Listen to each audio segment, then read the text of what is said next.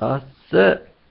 Again, yeah, I guess you don't want to hear how exhausted I am, because I've been going on about it for ages. So let's just do this next chapter, and hopefully things.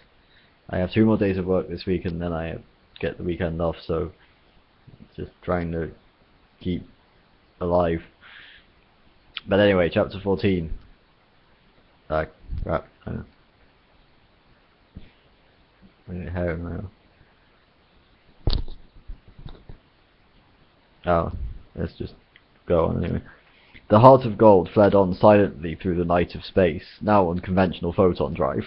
Its crew of 4 were ill at ease knowing that they had been brought together not of their own volition or by simple coincidence, but by some curious perversion of physics, as if relationships between people were susceptible to the same laws that governed the relationships between atoms and molecules.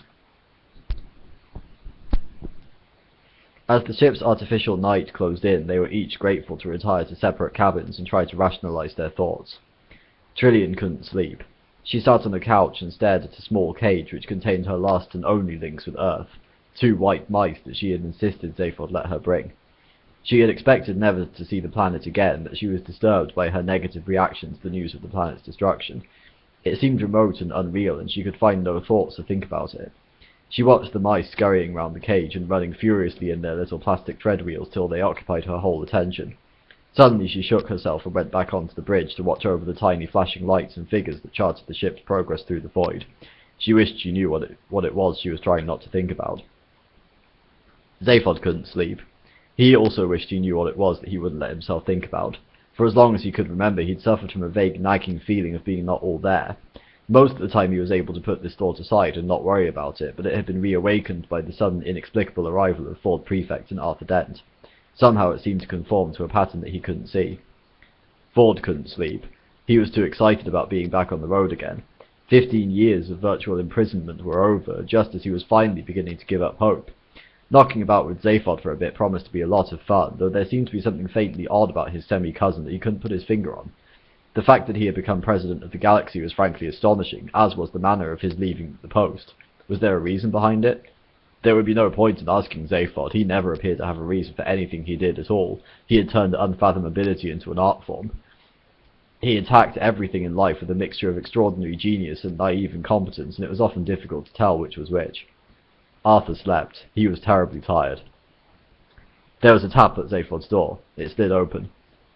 Zaphod? Yeah? Trillian stood outlined in the oval of light. I think we just found what you came to look for. Hey, yeah? Ford gave up the attempt to sleep.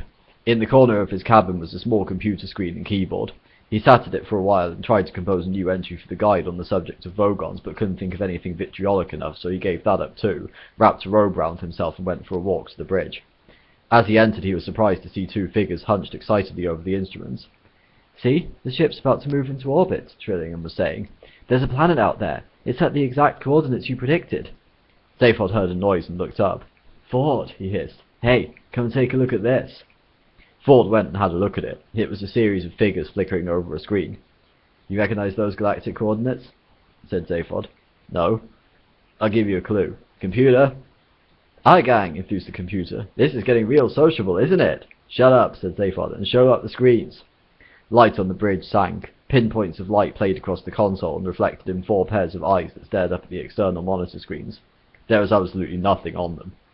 Recognize that? Whispered Zaphod. Ford frowned. No, he said. What do you see? Nothing. Recognize it? What are you talking about? We're in the Horsehead Nebula. One whole vast dark cloud. And I was meant to recognize that from a blank screen. Inside a dark nebula is the only place in the galaxy you'd see a dark screen. Very good. Zaphod laughed. He was clearly very excited about something, almost childishly so. Hey, this is really terrific. This is just far too much. What's so great about being stuck in a dust cloud? Said Ford. What would you reckon to find here? Urged Zaphod. Nothing. No stars? No planets? No. Computer! Shouted Zaphod. Rotate angle of vision through 180 degrees and don't talk about it. For a moment it seemed that nothing was happening. Then a brightness glowed at the edge of the huge screen. A red star the size of a small plate crept across it, followed quickly by another one. A binary system. Then a vast crescent sliced into the corner of the picture, a red glare shading away into deep black, the night side of the planet. "I found it!" cried Zaphod, thumping the console. "I found it!" Ford stared at it in astonishment. "What is it?" he said. "That," said Zaphod, "is the most improbable planet that ever existed." And we find out, hopefully, I know I usually say we find out in the next chapter, and then it turns out it's the chapter after that. We will find out soon in a upcoming video, hopefully the next one, maybe the next one after that, who knows, what that planet is. So until then, you know how it goes. Take care, love and peace.